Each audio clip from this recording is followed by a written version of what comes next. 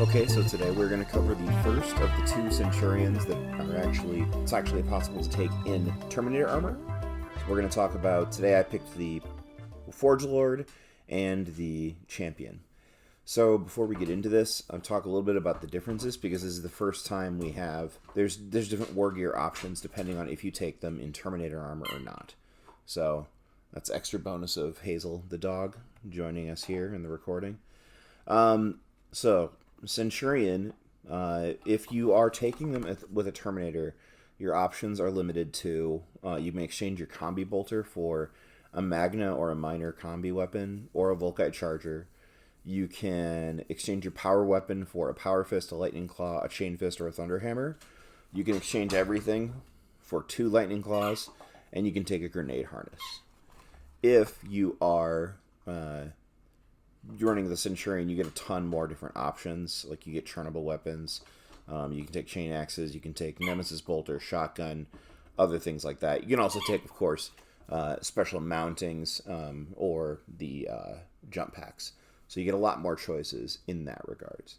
Now, the other differences are that the Legion Cataphracti Centurion has 1 less movement, so it's only movement 6 as opposed to movement 7 for the other two. But they get a built-in, because of the Cataphracti armor, 4+ invulnerable save, whereas the Legion Tartaros Centurion only gets a 5+ invulnerable save. The lead Cataphracti Centurion also gains the Inexorable rule and the Bulky 2 rule, so to fall more closely in line with the rest of the Terminators that they're likely to be squatted up with. We'll start with the one that's going to be the most complicated, which is going to be the Legion Forge Lord. The Legion Forge Lord gains some special rules. It gains Battlesmith and the Master of Automata and the Legionis Thallax's special rule. So this is unique, in which the Forge Lord allows any army with one of them to take up to 3 Thallax cohorts as non-compulsory elite choices in the same detachment as the model with a special rule. These units may not select a dedicated transport of any kind. Any models in the Thallax cohort which are included in the army due to the special rule gain the Legionis Astartes rule of their, Forge Lord, and it shares a detachment with, but it cannot select any Legion-specific war gear or any other options. In addition, for war gear, the Legion Forge Lord gets a Machinator array for free and can select a Cortex controller for 15 points and or a Cyber Familiar for 15 points. So the Cyber Familiar is probably a no-brainer. It's 15 points that allows you to take whatever invulnerable save your character has and give it a +1. So if you are putting this guy into Cataphracti armor, they get a 4+ invulnerable save. Because of the Cataphracti armor, this will allow you to improve it by +1. So now you have a 3+ invulnerable save on a Cataphracti Centurion. That's really, really good. Last episode, I wasn't even thinking about the fact that this one, the Forge Lord, is actually able to take Terminator armor. And when I said the Praevian has the best save of any of these Centurions, I was forgetting about the Forge Lord entirely.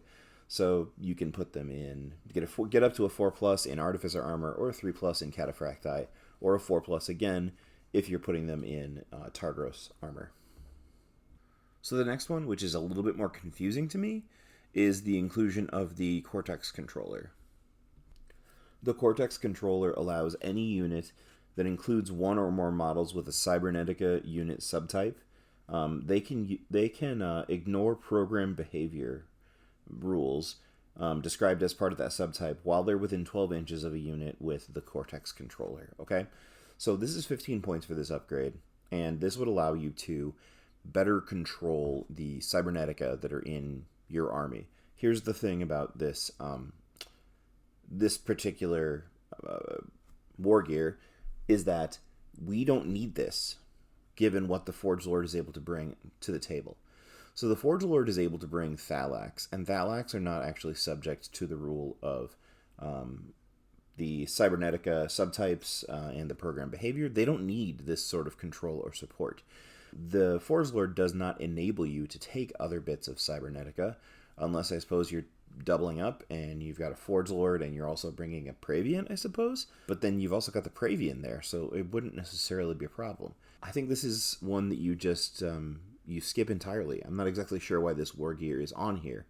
In other editions, you need to have a Cortex controller, I believe, to repair certain things, like with your Battlesmith rule, but the Battlesmith rule has been changed so that that's not the case either. The Battlesmith rule, which the Forge Lord already gets, says that if you're in base-to-base with or embarked upon a vehicle, dreadnought, or automata that is damaged during the shooting phase, you can attempt to repair it instead of firing a weapon. Roll a d6, and if your result is equal to or more than the value listed, then you can do one of the following things. You can repair a hull point, restore a lost wound, repair a weapon destroyed result, or repair an immobilized result. So those are all good things. But the thing is that you don't need to, this doesn't interact with the Cortex controller in any way. And I think it used to, right? So maybe this is just a copy-paste issue, or maybe they were planning on introducing something later on in the way, or they were thinking that more people would double dip. But this is an easy, don't spend 15 points on me sort of thing to help make sure you're keeping, your army tidy and neat. So after a little bit of time and thinking about it, I went back to the rulebook and I found out why the Forge Lord needs the Cortex controller. There is a rite of war called the Brethren of Iron, and it allows a lot of Mechanicum options to be taken alongside your standard Legion troops. And the reason why you need the Forge Lord in there is because, and the Cortex controller is because there are some pretty heavy restrictions requiring you to have that Cortex controller so that you can keep control of all the automata. So here's what the Brethren of Iron does. Castellax, Vorax, and Domitar can be taken in your Force Org chart as non-compulsory troops, non-compulsory fast attack, and then non-compulsory elites. In addition, you can take one Thanatar Siege Automata Maniple as a non-compulsory heavy support, and then any Legion Tech Marine can take a Cortex controller for 20 points a model. There are some pretty heavy limitations here. You cannot have more units in this detachment with the Automata rule than you have other units, so for every Automata unit that you bring, you must bring another unit of Legionaries, and in addition to that, at least one model with a Cortex controller must be included in the detachment for every 3 models with the Automata unit type in the detachment. That is a huge, huge requirement. No models in the detachment may be given the Paragon of Metal special rule, which is a special thing that Mechanicum can do only. And the last one is that a model with the Forge Lord upgrade must be taken as the compulsory HQ choice. So you absolutely have to have a Forge Lord if you want to run this Rite of War. However, you do not have to take them as the Warlord per se, but they have to be in the list. You're going to have to take another HQ to unlock Master of the Legion, which is something that only Praetors or the Delgatus can unlock. So you've got a tax here of a required Forge Lord, and that Forge Lord you're almost definitely going to be taking that Cortex controller on, because for every 3 models in your army with the Automata type, you need a Cortex controller. So you need a lot of these things around there. So that's why, and a good reminder of why it's always important to go back and check the rules. Now, without a doubt, the saddest thing here is the Forge Lord used to be able to get rad grenades and cannot anymore. Rad grenades give anybody in combat with the Forge Lord -1 to toughness. So it was a huge force multiplier and useful in a lot of different situations. It's not the case anymore, so scratch this off the list, that off the list of tricks that you can run. But, there's definitely some other things to talk about here. Now, what's interesting, though, with the Forge Lord is trying to figure out how you're going to field the Forge Lord, if you're going to put them in Terminator armor or not, because there is a kind of a complication with what they allow you to do and then what you're going to want to do with them. So we already know about the additional invulnerable save that we're going to get, which makes taking this character as a Cataphracte Praetor very appealing. In addition to that, no matter what, you can get the free Machinator Array, which is a servo weapon that allows you to do some unique things. A Machinator Array gets to make 2 additional attacks in the assault phase with the Machinator Array's special braiding, which is +1 strength, AP2, melee, unwieldy, shred, and armor bane. Now, it's important to note that in the last FAQ, GW answered a strange question previously, and again, we're always going back to what happened in the last edition, but previously, servo weapons like servo arms or something like this, you would get one extra attack, and you just get like a free attack, and that was cool, right?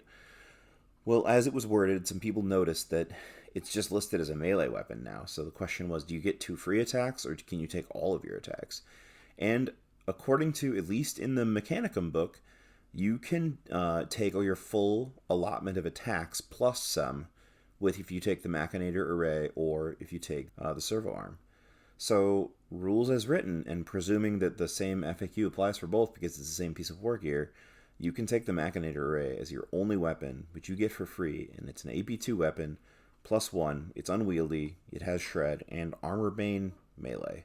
In addition to that, right, that melee profile, which is already pretty nice, a Machinator Array incorporates a Flamer and a Melt-A-Gun. And if the model with the Machinator Array has the Battlesmith rule, which the Forge Lord does, they get to add +2 to their repair roll if they also have a Machinator Array. So your Forge Lord taking this thing for free, because you might as well consider it part of your war gear. You're battlesmithing on a 2+, and you get pretty decent melee weapon, a Melt-A-Gun, and a Flamer. Yeah, that's a no-brainer. So you've got a couple different options with how you're going to take this Forge Lord and what you're going to do with them. The thing that immediately jumps out as appealing, I think, is that you have the option for the Terminator armor, and you have the option to make that Terminator armor invulnerable save even more effective. So it seems like a done deal in that regard. What are you going to buy them for a weapon? You already have a pretty effective melee weapon in the Machinator Array that strikes at unwieldy. It will not instant kill anything, but it's going to do, it's going to do a fair amount of work. +1 to your strength, so strength 5, AP 2, and +2 attacks means that base on this, if you're using all your attacks on it, your Forge Lord has 5 attacks before the charge, which is it's pretty interesting.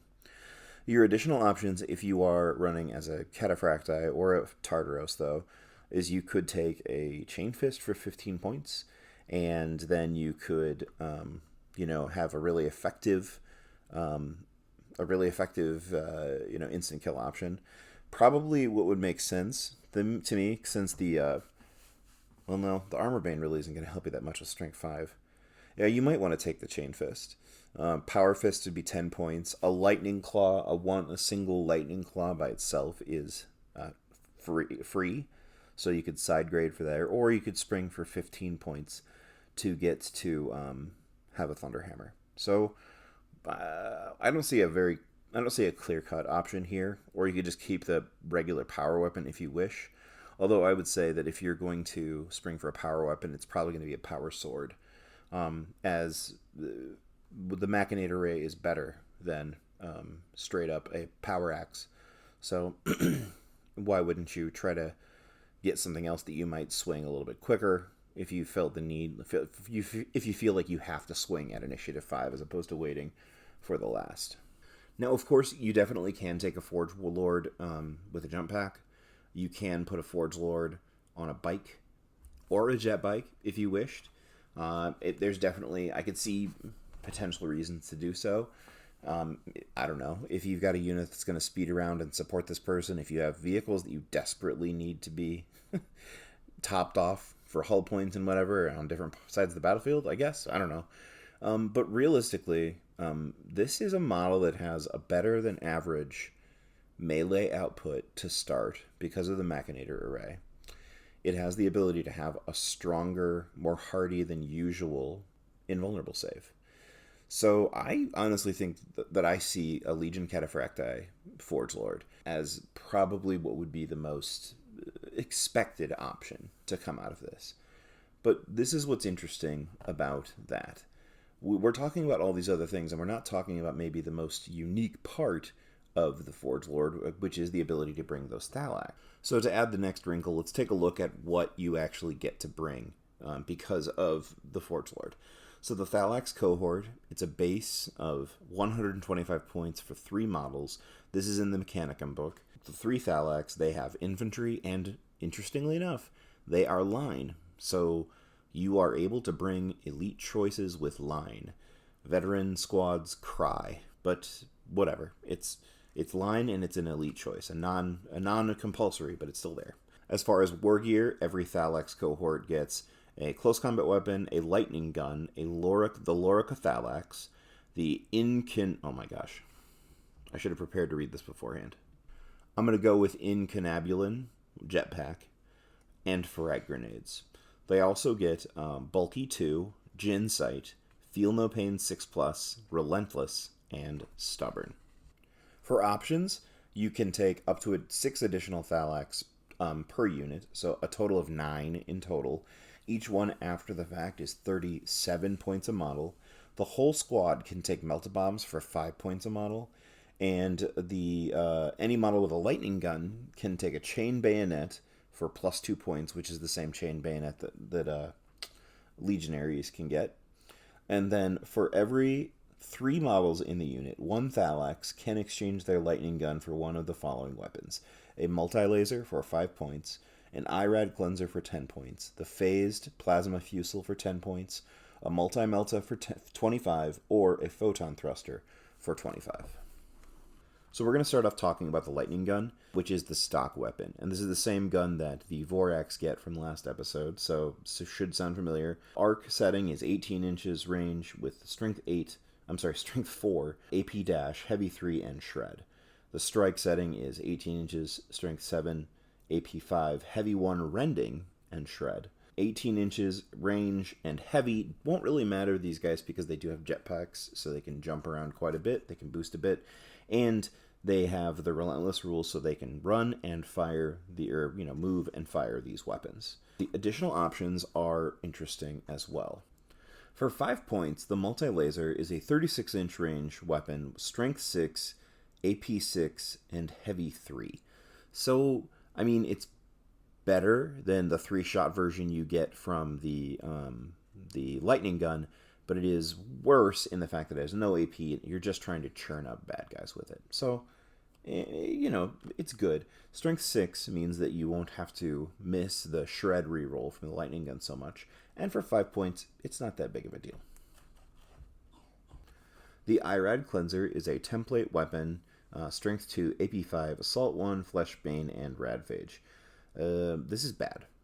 It's not necessarily bad all the time, but it's bad on this model.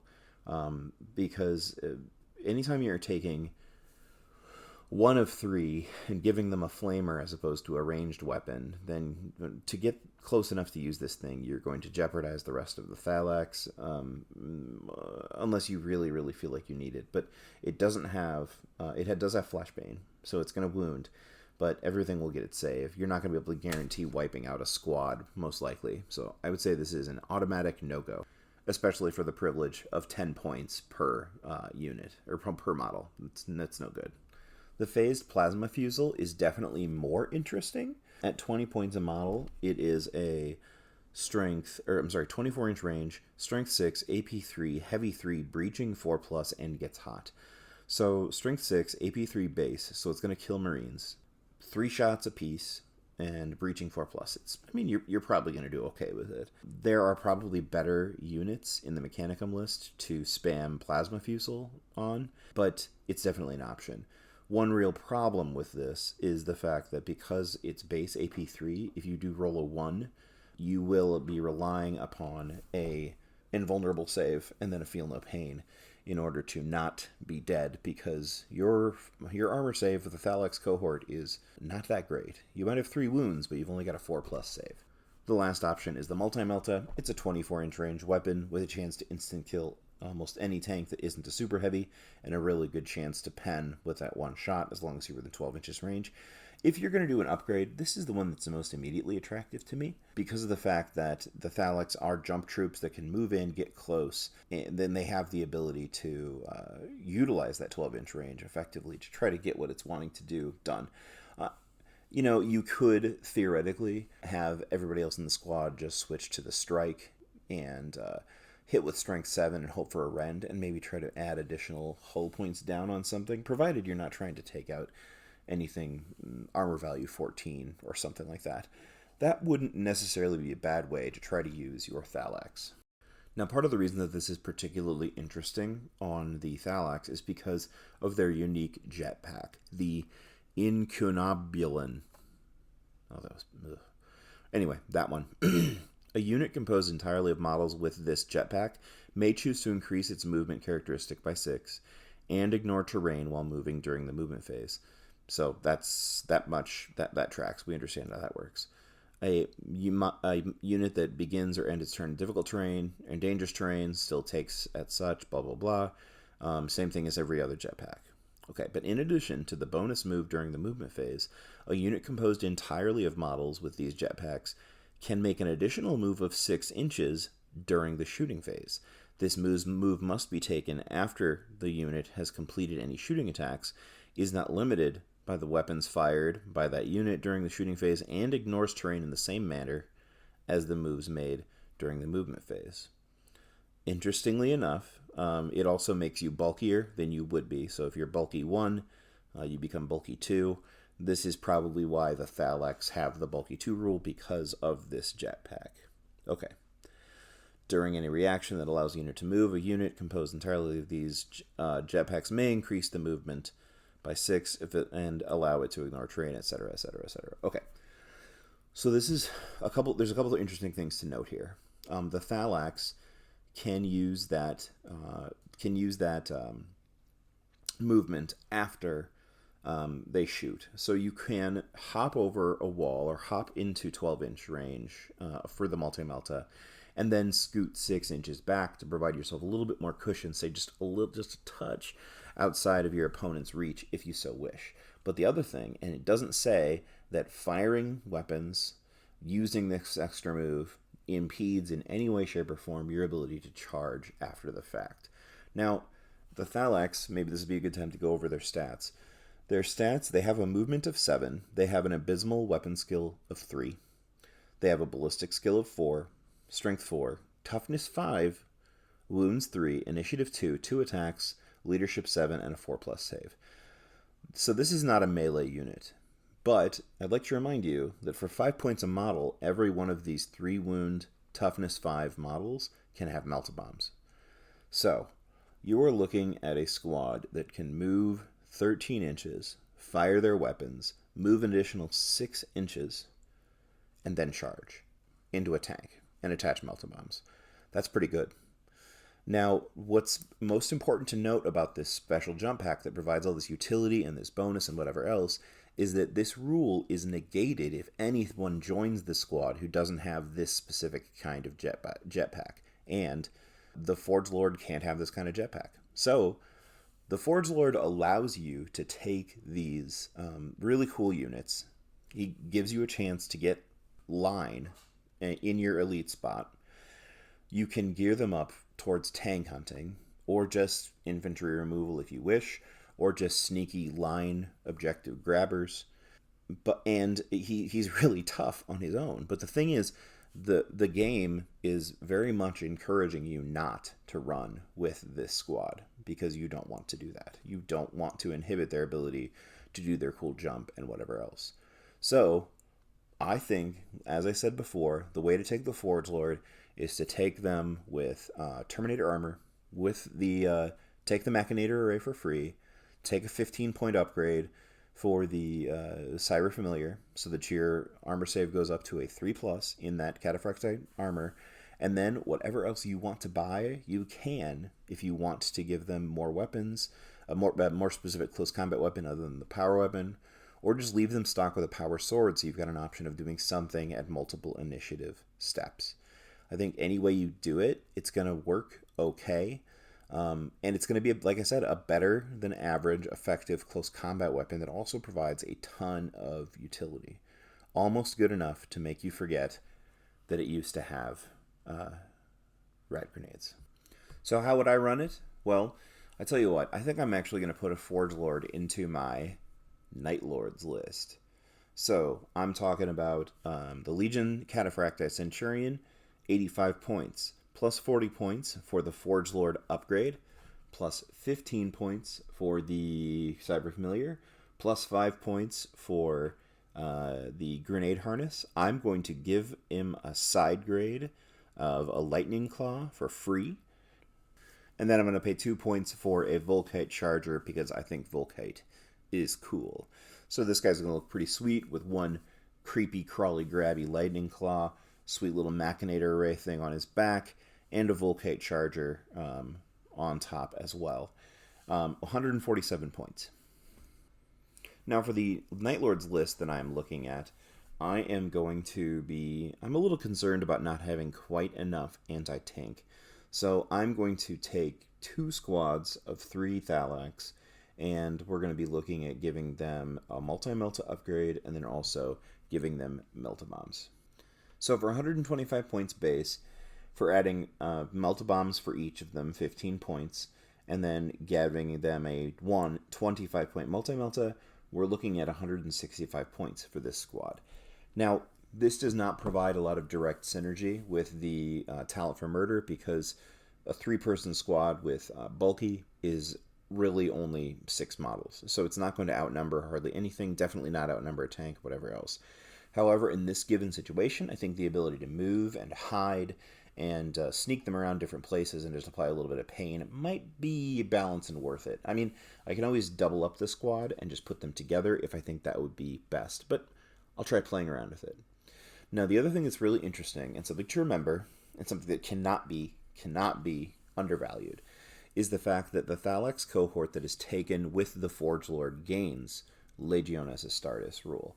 So, the Thallax would get access to a Talent for Murder. Now, even if they can't use it, which is not great, the fact is they have the rule. So, there are all sorts of other things, then, that these Thallax are open to getting. So, in the instance of my list, I am looking towards running a Terror Assault list with Conrad Kurz. Now, Conrad Kurz, the Nighthauntr, he gives a whole bunch of army-wide buffs that are really basically just discounts on stuff that you might want to buy anyway, but you can't. So, the Thallax that I've got here, they are going to get free night vision and free bloody murder because they are technically they're technically Legiones Astartes.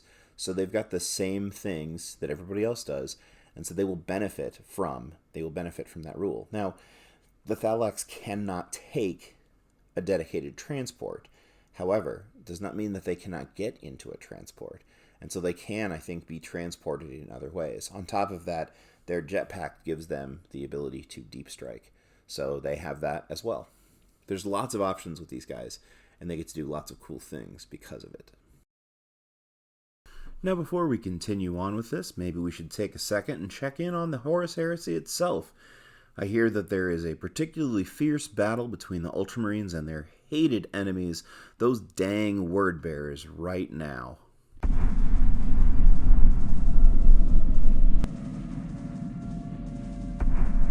Sir, we're holding our own but taking heavy casualties. Should we withdraw to more defensive position until reinforcements arrive? Negative, son of Ultramar. We hold, in the Primarch's name.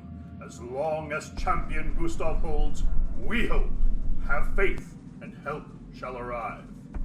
Aha! Avast, knave! Taste steel and dishonor! Parry! Thrust! Riposte! Repartee! Yes, sir. He's been dueling that word bearer for, quite a while now. I'm not sure if waiting around for that to finish is the wisest. Sir! The enemy assault troops are approaching from deep strike assault! We will hold. We are tasked with the control of this hill, and we shall not fail. Take courage from mighty Gustav and his... For Ultramar! For the Emperor! For Gilliman! For the Legion! For the...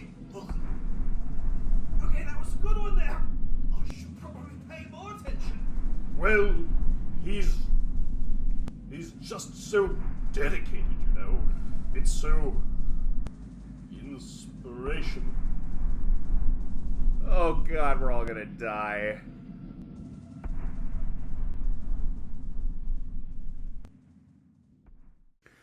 Another potential favorite of mine this edition is the Legion Champion. For 35 points, the Legion Champion gets an increase of their weapon skill to weapon skill 6, which makes them strike as well as a base Praetor. They get the Never Back Down special rule, and they get a free Paragon Blade for no additional points costs. The Paragon Blade itself, as an upgrade for a Praetor, runs around 30 points, so an additional weapon skill and additional rule, it's already a good deal. But the Never Back Down rule, let's take a look at this. If possible, a unit that includes a model with this special rule must issue a challenge when engaged in combat, and if an enemy player issues a challenge to a unit including one or more models with the special rule, then a model with the special rule must accept.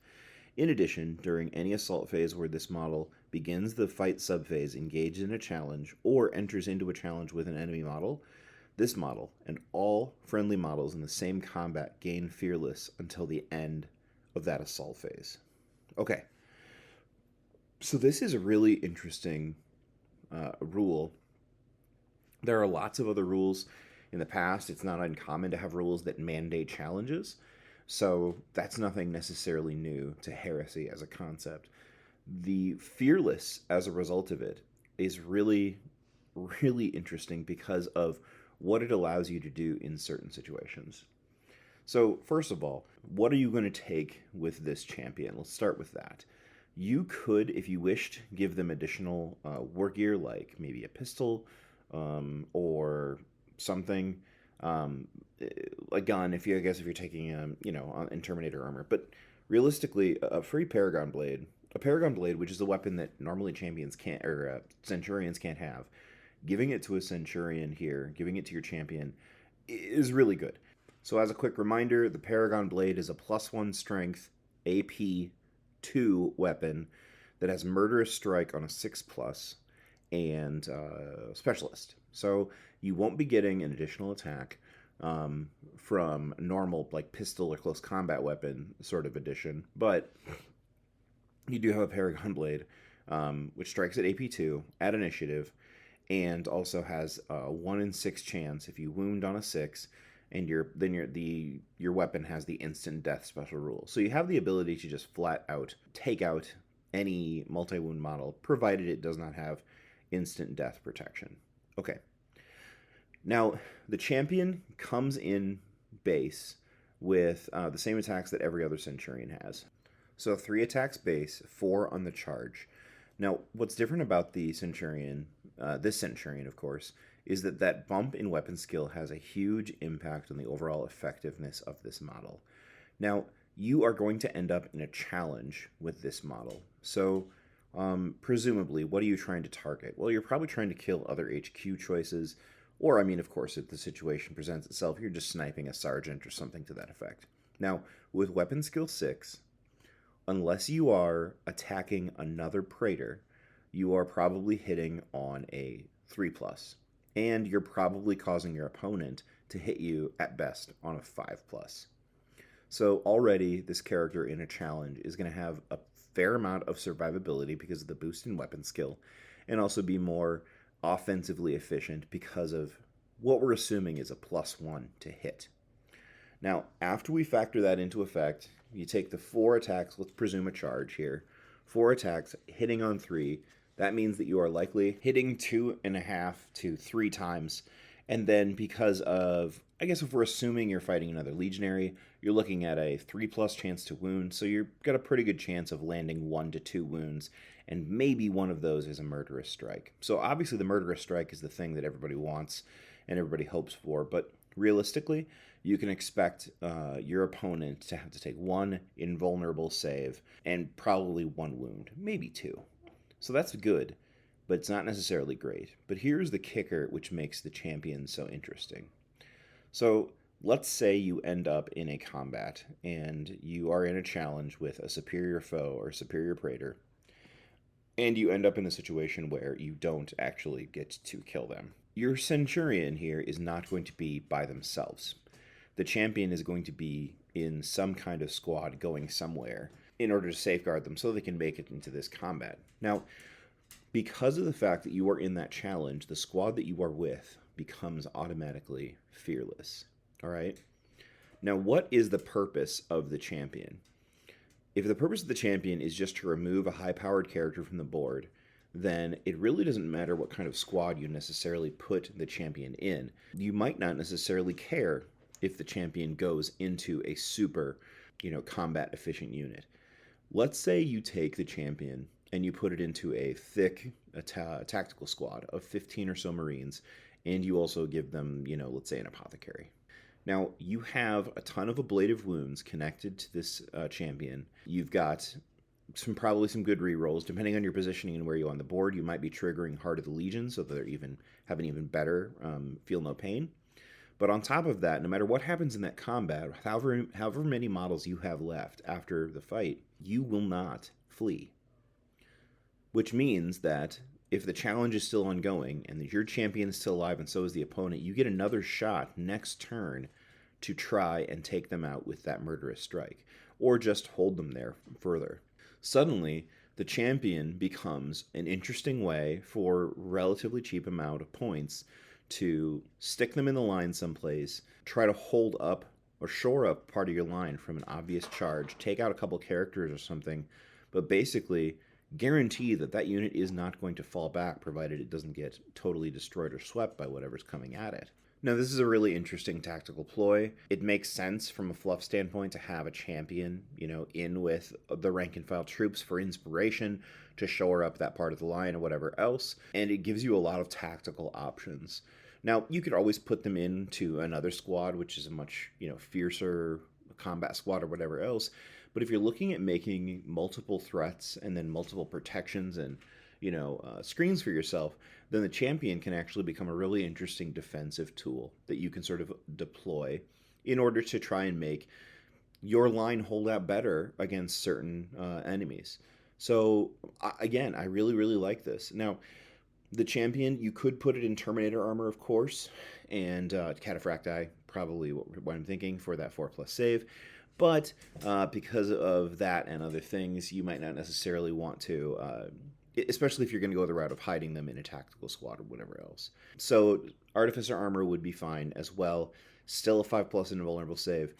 Still that effective and interesting access to a Paragon Blade in a way that doesn't normally happen.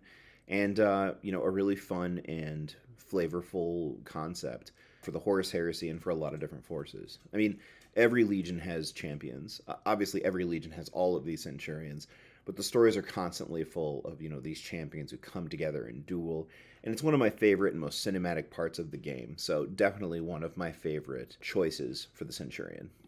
All right, so how am I going to run this unit? Well, I might run a Legion champion. Let's say I'm thinking about putting him in my Dark Angels list. So I'm going to run a Dark Angels Legion champion. I'm going to stick with the basic war gear that comes and add absolutely nothing, because the most important thing to me is the Paragon Blade.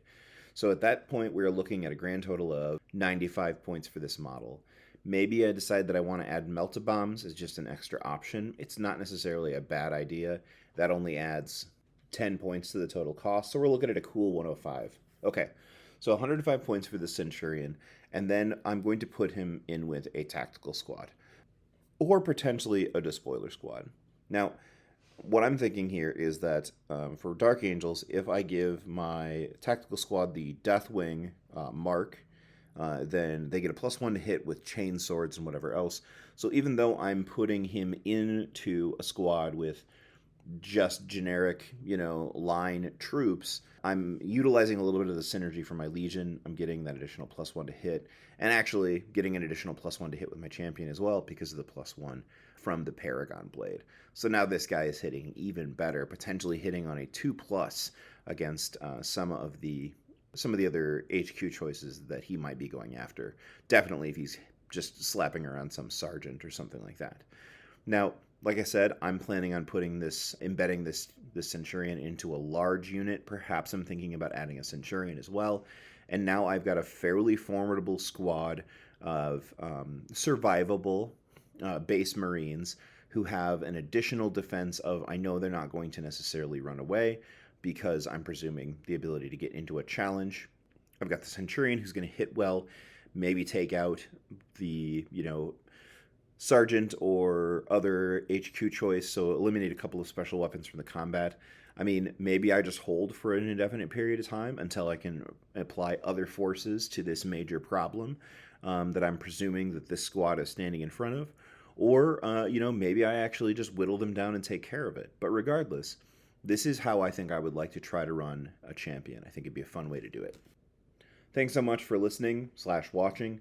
I really appreciate the continued support. Look forward to part 4 coming up sometime soon. I think I'm going to squeeze a couple of extra ones in here. Maybe we'll do the Legion Delgatus, the Chaplain, and perhaps the Herald. We'll get to the Herald as well. Stay tuned for more. Thank you.